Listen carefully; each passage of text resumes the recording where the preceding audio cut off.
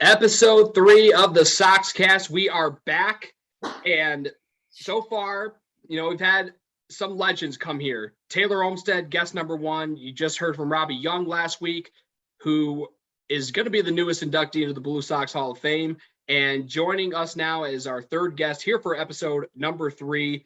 It is one of those first Blue Sox Hall of Famers that we inducted. He was inducted in 2017 and was the captain of the West Division Championship team back in 2016 and was a PGCBL All-Star as well as a finalist for PGCBL MVP that year, and now is an assistant coach for the baseball program back at his alma mater of Central Connecticut State. Frank Jennings. Frank, it's really good to finally get you on, man. It's good to be here, man. I'm excited to dive into the 2016 season and everything after it. So, when I was talking with Robbie last week, I mean, it was different with Taylor because he experienced what it was like with the Brewers in their final year in 2015.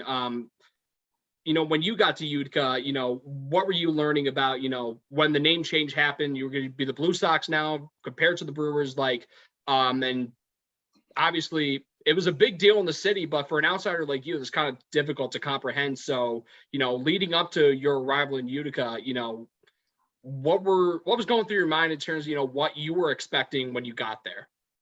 It was interesting because I'll be honest, at first I didn't want to be there. I had no idea about anything of the Perfect Game League.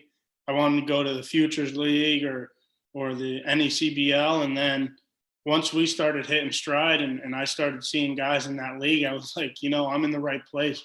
As for the Utica Brewers or the Blue Sox, I had no idea what the Brewers were. So I came in and I knew I was a Blue Sox, and that was really all I was worried about. As for the city of Utica, it was fun, man. It was the first few games we had probably 300 to 400 people, and we got on a hot streak, and there weren't many games that we played less than 1,000. I don't think. And then the first playoff game, the Jamestown game, it was rainy and ugly. So we didn't have as many, but once Elmira came to town, the Blue Sox Nation, as everybody calls it, packed Murnane, and there were a bunch of people there. And unfortunately, we lost that game, but we had a chance to come back. And the game against Amsterdam, there were quite a few people there too. I can't thank the city of Utica enough for what they did for us as a program and what they did for me as a person. So, obviously, for the people that were obviously around and understand the story of that team, that was a team that had not a lot of Division I talent. You were one of the few that were coming from a D1 program, but again, chemistry was such a huge important factor in your success. So try to, at least from the captain's perspective, as you kind of took on that leadership role, I mean, not really by force, it just came natural for you, but, try to describe or encapsulate what that chemistry was like, in the beginning and, probably where it was close to its peak, back in, the middle of June when, Walk-Off City, really took on a life of its own. Yeah, no, well, first you said there wasn't a lot of Division I talent. I think there was a lot of Division I talent, but there weren't a lot of guys that got the opportunity to play Division I. And I can tell you right now, there are a lot of guys on that team that I competed with that could have played at our level or even a higher level. As for seeing those guys develop and developing myself, I think Coach Mo and Doug and Xander had a lot to do with that. Coach Mo allowed us to be ourselves. I went to the ballpark knowing every day that I was going to be able to play the game as hard as I could. I was going to be able to have fun doing it. And that means a lot. It means a lot to be able to go to the ballpark and not have any worries about I have to do X, Y, and Z, because our manager wants me to. There was a time where we were running through stop signs, and he was trusting us, and we would slide in. We were safe. Luckily, nobody ever got thrown out. And we would slide in, and we'd say we don't believe in stop signs, and he would just laugh along with us. As for a leadership role, I think it was just me being an older guy. I think I was the oldest guy on the team, if not top three, and guys just kind of gravitated towards me. I'm not really sure why, but I was super excited about it, and I can tell you right now, there's not many guys in the country that year that played the game harder than everybody that stepped on the field in a Blue Sox uniform. We played our balls off every single day. So, and again, in terms of, playing, putting in 110% every day. And, there were several scenarios where, you had your backs against the wall, and, I go back to the whole walk-off city thing, okay, like you do it against Adirondack, second game of doubleheader, and Wakeler gets the job done. Like, okay, that's one thing. A week later, Baldy walk-off double, and that's two. Fast forward, I remember, so the third one where it's like, okay, this is like a trend, and like, walk-off city. That's the first time I said it over the loudspeakers, and it was a game against Glens Falls, and I remember this too. The night before, Oneonta beat you, and like that was a game like everyone on the team knows that like they should have had that game, but like that night, the win against Glens Falls catapulted you to a 9-game win streak. Like, what do you remember from that game? Getting down 2-0 early, and then, getting that walk-off win in the ninth with you scoring the winning run on that base hit by Hutch. We had some battles, a lot of which came against Oneonta, and we probably should have won the majority of them, but we ended up losing the majority of them. The big thing about that team was we thought we were going to win every single time we stepped on the field. We could be down 12-0, we could be down 14-0, and there's no difference. We thought we were going to win every time. If I remember correctly, there were 2 walk-offs that I could have had a chance to hit, and I walked on both of them. One of them, Elmira intentionally walked me, and Spit hit the walk-off. And the one that Dylan hit, if I remember correctly, it was second and third. And I had a chance to – no, I scored the one that Dylan hit. Yes, you did. So I think I led the inning off with a single and stole second. And I want to say Baldy bunted me over. And all I remember is Hutch was in the 0-2 count. And at the time, he was struggling pretty bad. And he found a way. And that's all it is. He was a switch hitter. There was a lefty on the bump. And he found a way to hit a line drive over the shortstop's head, if I remember. It was like kind of like right up the middle. Was it? Yeah, like I think Spitz was like kind of like, I think it was over third base head now I think about it. Okay. So, yeah, no, I mean,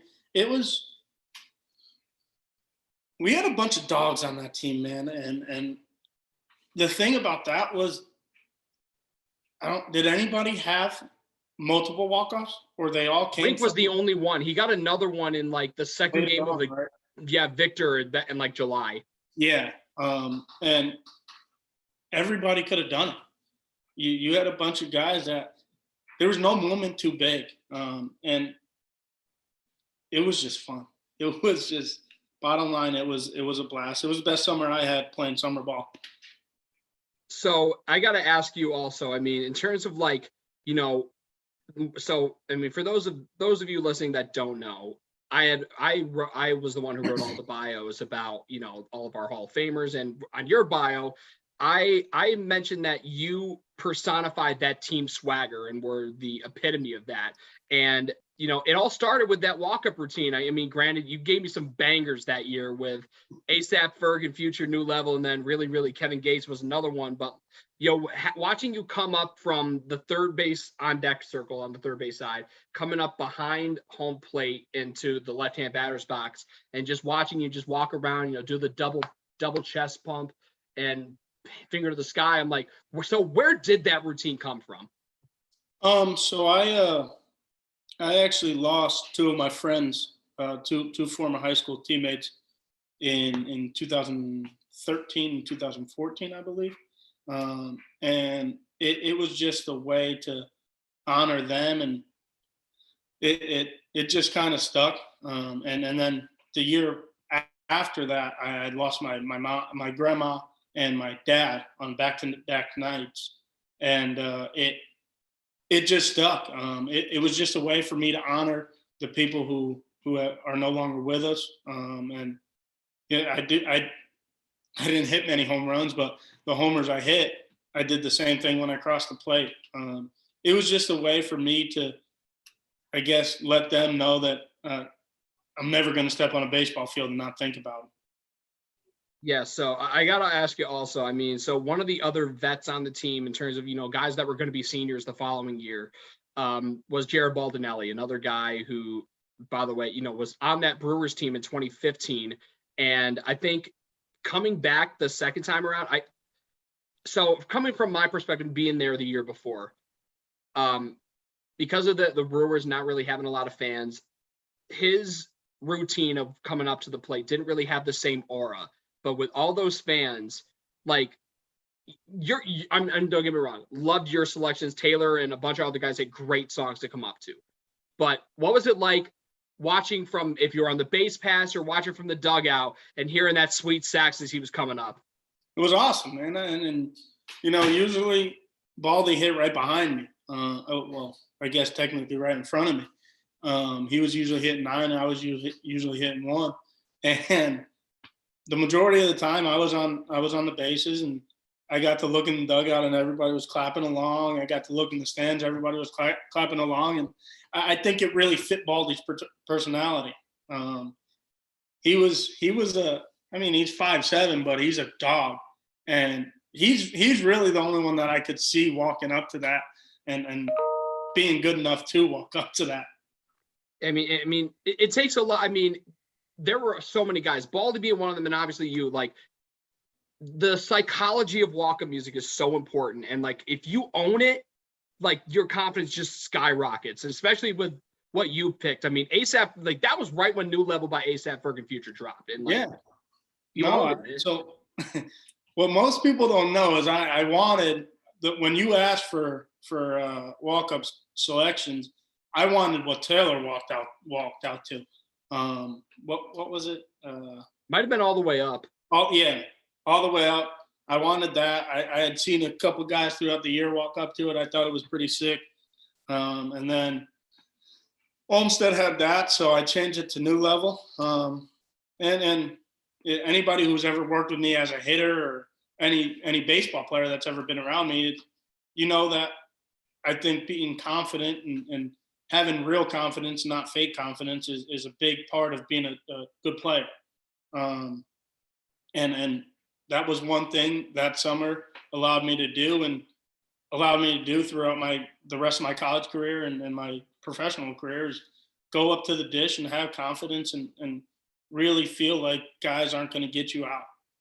Speaking of confidence, I think one area where confidence was at its peak with so many of you guys on the base pass. I mean, you and Spit, like, I think you combined for 50 steals in that season, or maybe even more. Like, yeah. So, I mean, with a team like how underrated was that aspect into how good it made you guys and what it played into having that incredible season like you did? Again, it goes back to Coach Mo. He gave the majority of us the green light, and he would put the red light on if he didn't want us to run, and that didn't really ever happen. And shout out to Spit, because that dude made me the best base stealer I could have been. He made one tweak that really, really helped me out and allowed me to steal.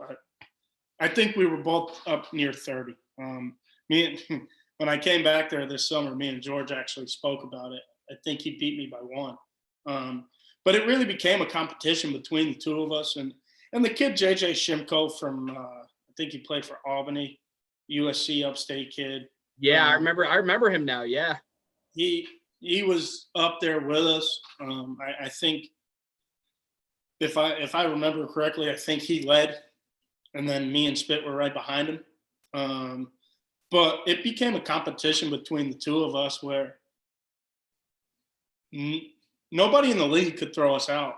I think the only two in the league that might have been able to were on our team. I think Gertson and Mitch had a shot, but we were really just kind of competing against each other. And I think that's where really good teams are made, where it's a friendly competition between everybody to just make everybody better. So in terms of just that overall camaraderie and just the overall feel of, togetherness and picking each other up, I really don't think that a game really could have embodied that, like that one game playoff against Jamestown in the West Division semifinal.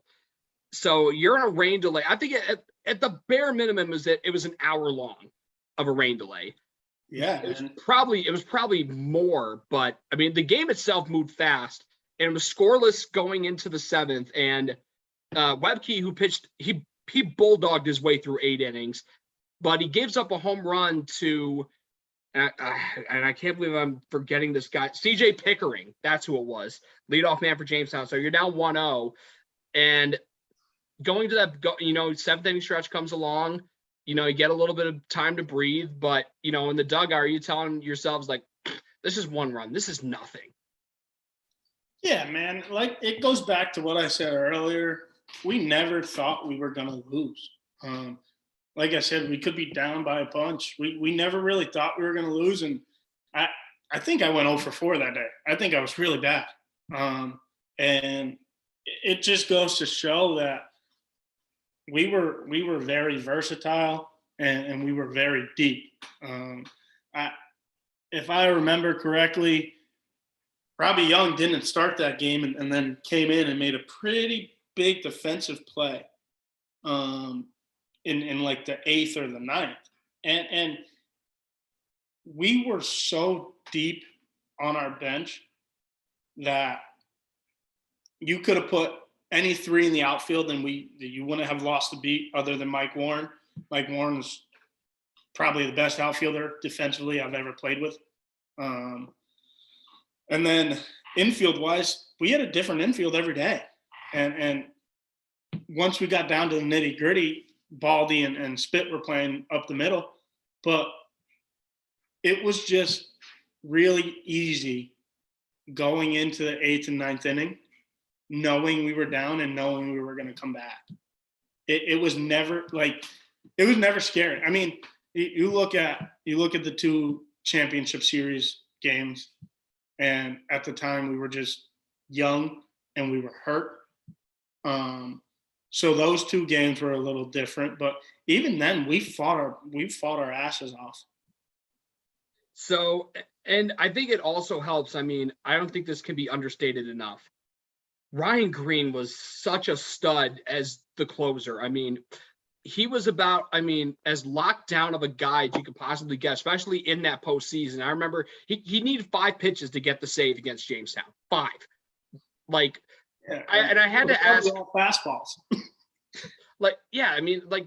Okay, here it comes. I dare you to hit it. But I got to ask. So, and Robbie might have shed some light on it, but I might need another confirmation on it. But why did Ryan Green continue, despite being one of the guys he came 2 weeks after the season started, but even after some departures and some new additions, why in the world was he still known as new guy in the clubhouse? He kind of brought that upon himself. The continuance of it. Brothers are annoying and brothers are going to fight, right? So he told us that he didn't like it and it just kept going. And by the end of the year, he embraced it. he was new guy for the rest of the year, and he absolutely shoved every time he pitched. Like, legitimately, I don't remember. I remember him pitching to a 0 ERA, legit, and he probably had 15 appearances. Excuse me. I don't remember him giving up a run, and I also don't remember him throwing many sliders. Like, I remember him throwing fastball, changeup, and getting guys out and just walking off the mound like nothing happened. Yeah, and like that's the whole thing about Ryan Green's demeanor. I mean, he really didn't show any emotion, but and when he did, it was in game 3 of the championship series in the West Division. And so I got to ask you first. You talk about Mike Warren, and you missed him for the first few games of the playoff run. And I mean, I still really want to know like what the correct details, because I think Robbie had some idea of what happened, but Mike Warren, as we mentioned, he missed the first few postseason games because he was back home, but just in time for that winner take all game 3, he just magically appears. Like, what do you remember about, like, when you first saw him and realized like, oh, he's back and we got him tonight? So I listened to last week's podcast, and I remember it the way Robbie did. One of the interns grabbed Mike from the airport, and when we showed up, he was just in the locker room, and we were all gassed. We were so excited to see Mike. And the thing about Mikey was, yeah, he did everything. He ran well, and he threw well, and he was a great outfielder. But Mike's one of the best teammates I've ever played with, and that goes a long way, especially when you don't feel like you're one of the better players there. And me and Mike had a lot of conversations about how talented he was. And I think it really meant a lot for our pitchers to know that he was going to be out there roaming around in center field and catching essentially everything that was hit. I mean, he wasn't, a national Gold Glove winner for nothing. I mean, Exactly. he was a vacuum in center field. So that game 3, I mean, that was about as back and forth as you could possibly go, and I believe you guys got a run. I think their pitcher made an error. Mark Galvin did. And then, they take the lead, and, the final 3 innings, that was when you guys were at your best. You tied the game at 2 in the 7th. And their all-star closer, Parker Karachi, comes in the 8th. And, you guys get to him early, and now you're coming up to the dish. You got the go-ahead run 90 feet away. I bet, knowing you probably would have wanted a knock.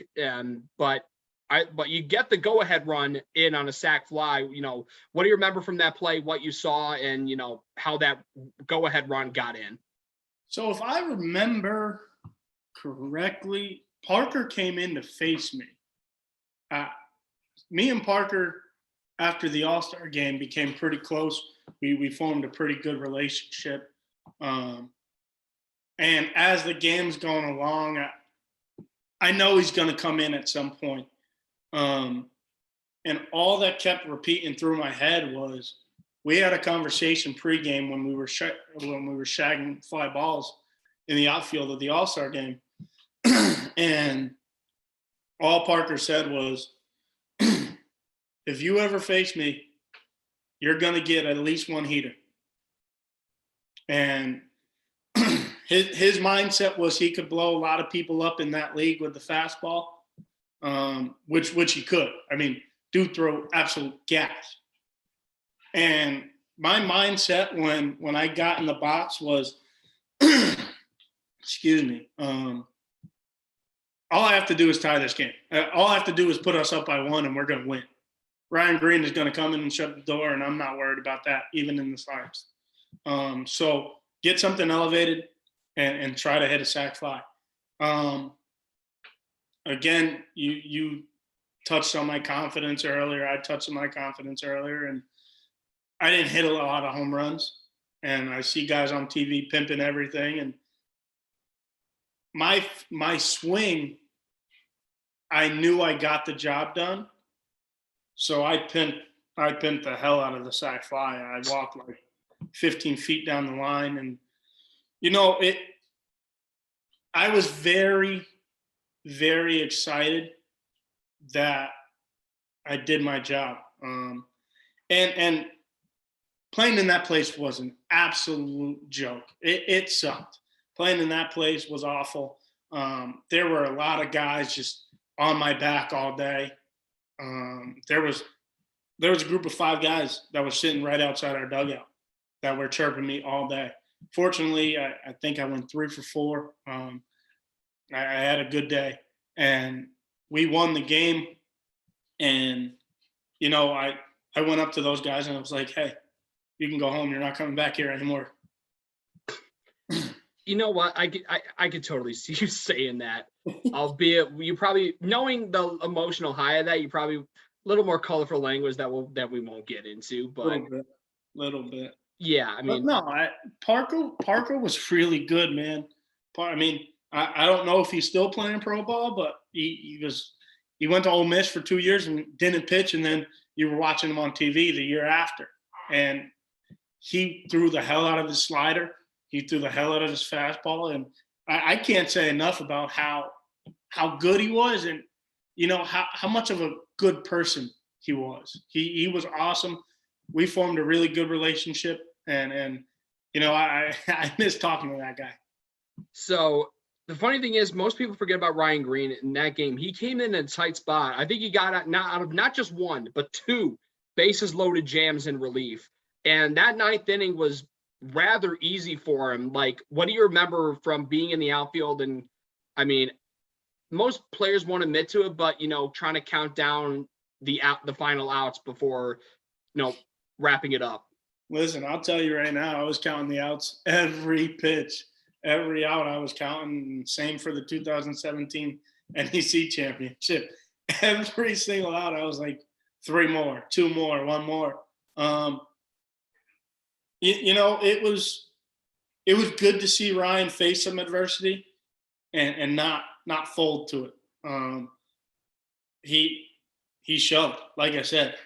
It was really, I was comfortable being in the outfield knowing that Ryan was on the mound and was probably going to get out of it. Now, there were a few times I was hoping that he didn't get to punch the guy out and I got to throw a guy out at the dish.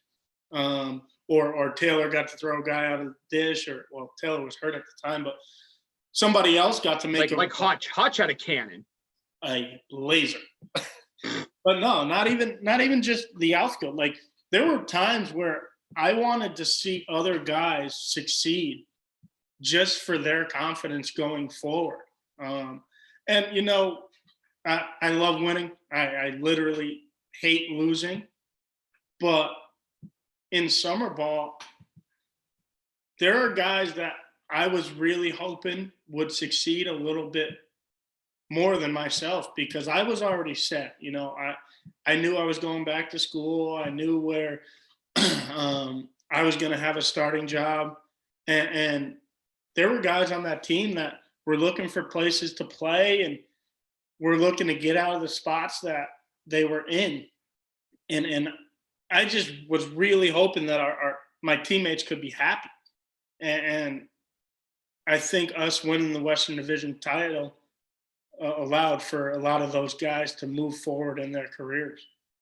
So that PGCBL Championship Series against Amsterdam, there was, attendance for game 1 was incredible. But, given that, I feel like at that point, you probably touched on it. You guys were tired. You've been through a lot.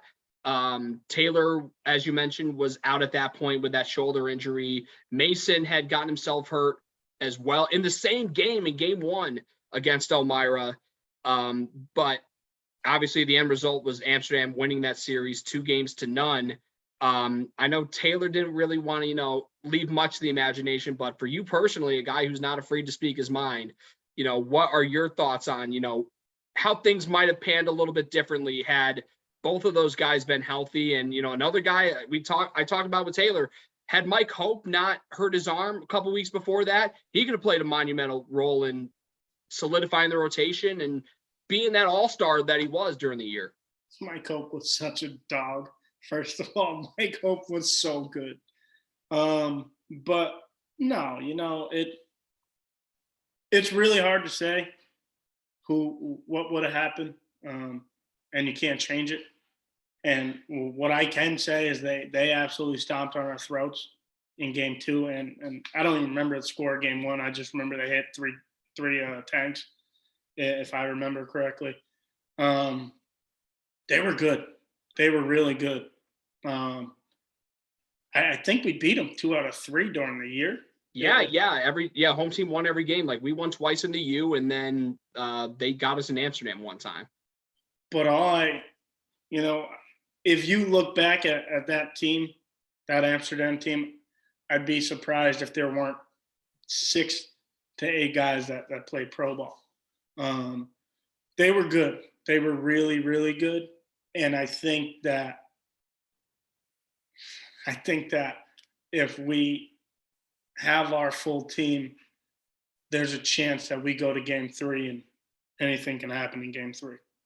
Amen to that. That's the beauty of winner take all games. So I got to ask also, I believe it was Craig Prince who might have coined the term. Now I know most people know the ballpark as Murnane Field, but Craig Prince, if I'm not mistaken, was the guy who coined the term "pack the Don." When did that start, and when did that start resonating with you as like a team-wide thing?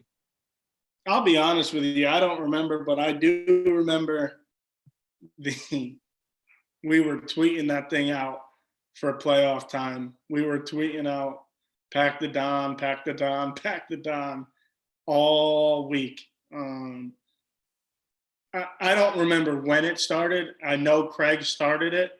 There were a lot of sayings that year, like "God loves the Blue Sox" was another one. Yeah, potions. There were so many sayings that a lot of them came from Jack McClure. Oh my God, yeah, Jack McClure, like that guy really he didn't see the field a lot, but when he pitched, nobody could touch him. He was so good.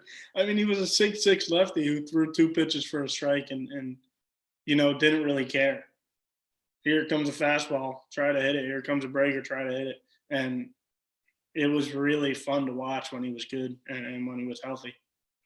So obviously he stuck around being a guy from Syracuse. So he still stuck around, but how important do you think his presence was for that entire team and keeping guys loose and all that? It was incredible. I mean, playing with me and Jack still talk pretty frequently. Me and his brother are good friends.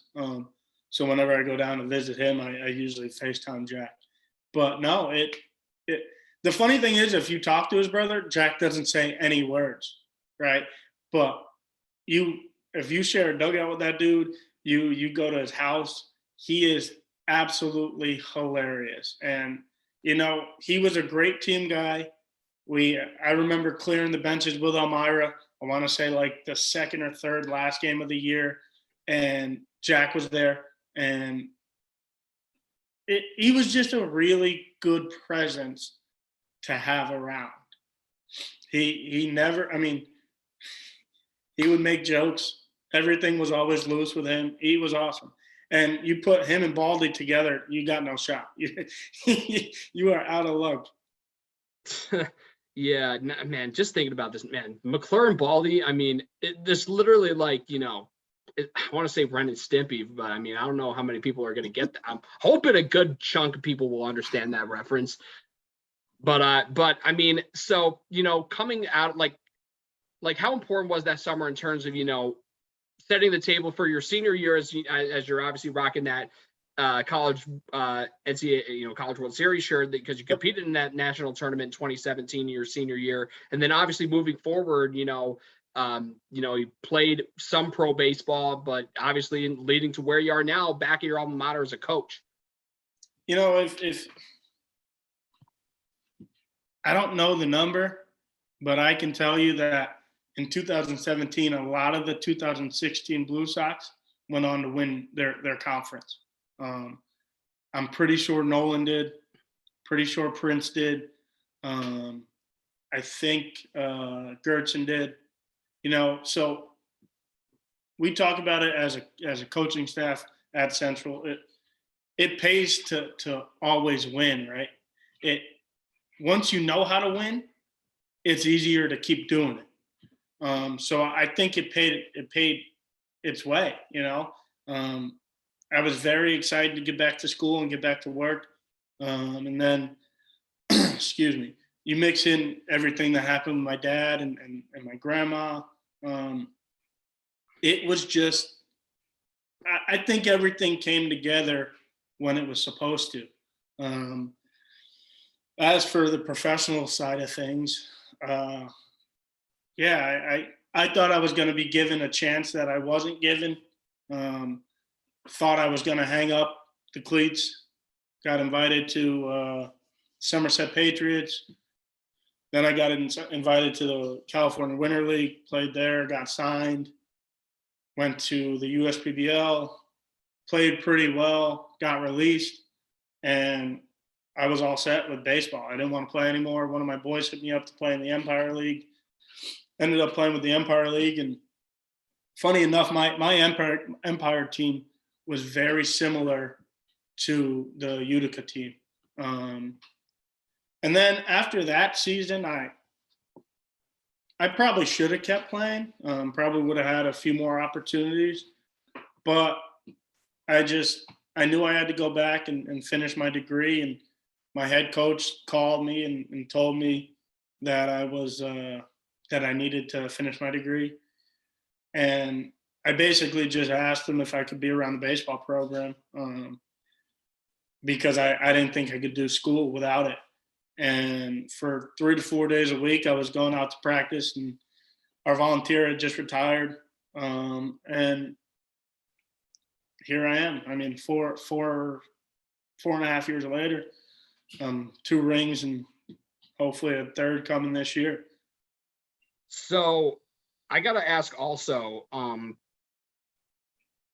so obviously, so in 2017, you finish up your last year playing at Central, and I think I kind of like put a bug in your ear about Taylor Olmsted night at the ballpark, which was obviously well deserved. But that turned out to be a special night for you too, and having both of you getting inducted into our Blue Sox Hall of Fame as the first 2 inductees. Obviously I know this is a big night for Taylor, but did you kind of come into that as thinking like this is going to happen to me too? I had zero clue. I had absolutely no clue. I came up that night because everything that Utica did for me, and it holds a special place in my heart. And more importantly, Taylor holds a special place in my heart. I love that guy, man. We still talk to this day. And you had mentioned it was going to be Taylor Olmsted night. You guys were going to be retiring his jersey. And I felt like I needed to be there. I felt like I owed it to him to be there. And I got there, and I want to say George had mentioned that I was going to get my number retired as well. And, I appreciate it for sure. And it's such an honor to be alongside those 2 other guys. And now you add Robbie to the mix, who is one of the best people I've ever met in my life, and there's not many people like him. So it meant the world to me for that night to happen and for me to come up to Utica and be honored. So another thing that, obviously, you're still impacting the Utica Blue Sox in one way or another. And the way you're doing it, obviously, as an assistant coach with the program, having your guys come through the U. Andrew Braun was an all-star in 2019, lefty who, to put it like you did, absolutely shoved. Yeah. And then this past year, Jeff Nickel came through and, had his growing pains, had to deal with some injuries, but, when he was hot and is going to be a major contributor for your team moving forward. But, to think about it now, like how cool is it to, essentially, birth the next generation of Blue Sox? Yeah, no, it's really fun, and me and George have conversations pretty much weekly to monthly at this point, about guys that can play there. And like you said, Braun went out and shoved, and I don't know if you know this, but I think his numbers were like 9-2 with a like 2.7 ERA this year, and he was like fifth in the country for walks per 9 innings. And I think a lot of that has to do with Braun as a person, but I think a lot of that has to do with Doug. I think Doug did a really good job with him, and Coach Hall does a really good job with our pitchers every year. Coach Pat Hall he's incredible with our pitchers and just everything he does for our program. And Jeff is Jeff. That's really the only way I can put it. And he works his balls off, and I think he's going to be a really good player for us in the future. The kid can really hit, and he's been working defensively as a catcher. I'm excited to see where he goes and what he does for us. And as for this upcoming summer, you got some dudes, I think. They're going to be young, but there's going to be some guys up there that are going to work really hard. And you're getting 3 pitchers and middle infielder. Middle infielder's going to be a really good player. And you got 2 righties and a lefty coming from our freshman class that I think are going to, if we want to be good, they're going to pitch pretty significant innings for us. I couldn't agree with you more. I mean, obviously, and even actually the year after on that 17 squad, one of your actual college teammates, was the closer, Austin Salnitis, another lefty who, he could pitch as well and was just lights out, in various points. So looking back on it now, like, did you ever really think, when you first arrived in Utica back in 2016, that you would still have the kind of relationship with the organization, have that special relationship with the city, like nearly 6 years later now?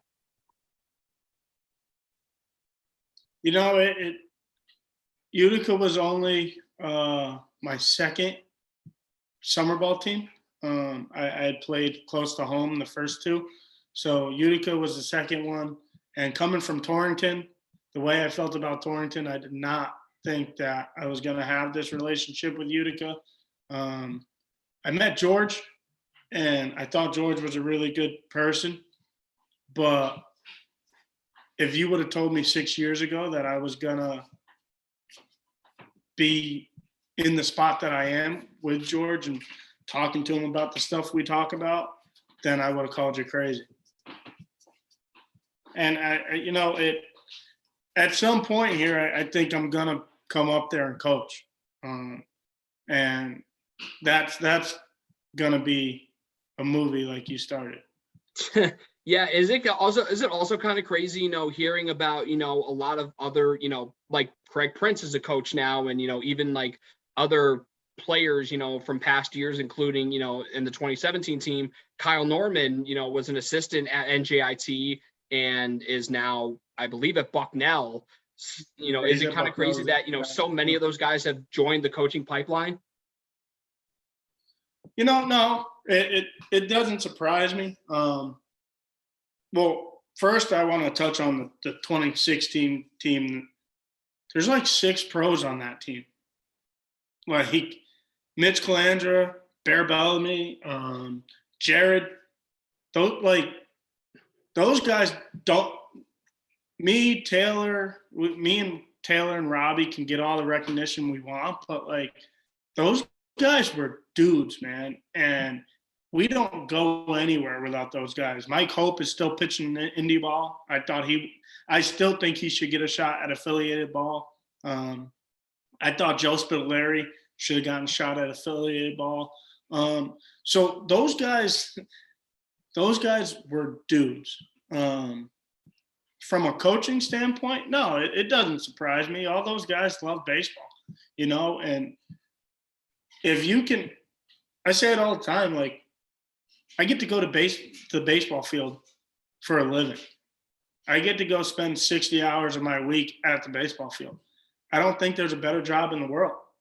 Um, and when you love the game, like the majority of the guys on the 2016 team do, then no, it doesn't surprise me that they're now coaching.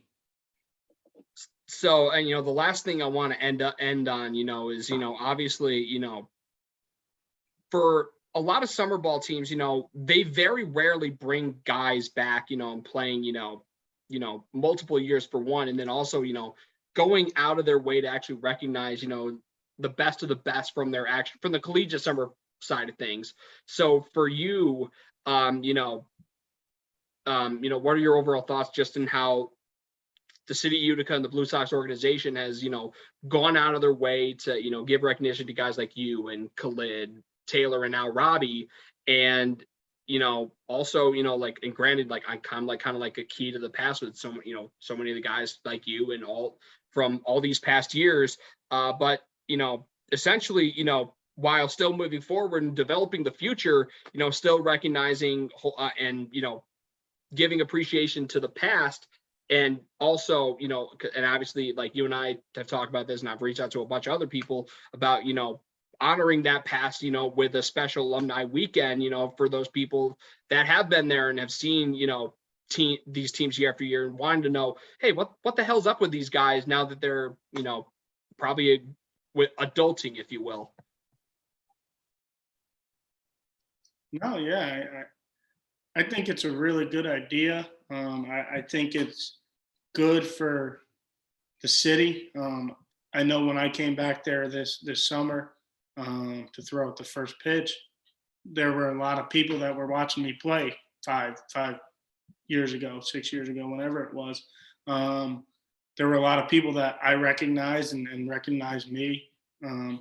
So I think from a fan standpoint, I think it'd be really good for them. And then for us as adults to be able to catch up and go out after and just have conversations and get to see people that we haven't seen, I think it'd be really good. I saw Robbie this weekend and I got to meet his wife. I got to sit down and have dinner with his parents, who basically saved our house because they cleaned it and bought us groceries and stuff like that. It meant the world to me. And if there was an alumni weekend where I could go back and see some of those guys that I haven't seen in a long time, it would be awesome. It would be a great time. Yeah, and the funny thing is, like, as we're learning some information, so I believe this month we're gonna have a game schedule, and from there, hopefully, we can line up some promotional schedules, and that hopefully will include that alumni weekend, which will include the induction of the aforementioned Robbie Young. When you found out about his upcoming induction, what were your initial thoughts and overall thoughts on the guy you first met back in 2016 into the guy he's become now, is the player he became in 2019, leading the PGCBL in hits, and obviously now, with his business JUCO product being the, official vendor of the NJCAA.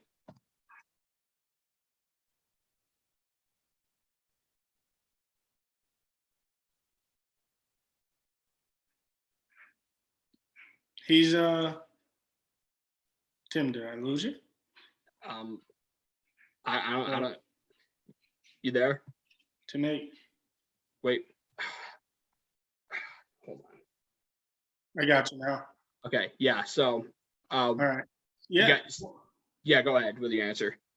He when I met Robbie, he was an 18-year-old kid who was at Maryville, and we talked about it this weekend. We had a lot of deep conversations, not just about baseball, but about life. And like I said before, he's just a tremendous person, man. And he was raised the right way. His parents did a great job. His wife is awesome. I met her this weekend. And, that kid deserves the world. And he's worked his ass off to get where he's at and to get JUCO product to be what it is now. And again, he deserves the world. It's been fun watching him grow as a person.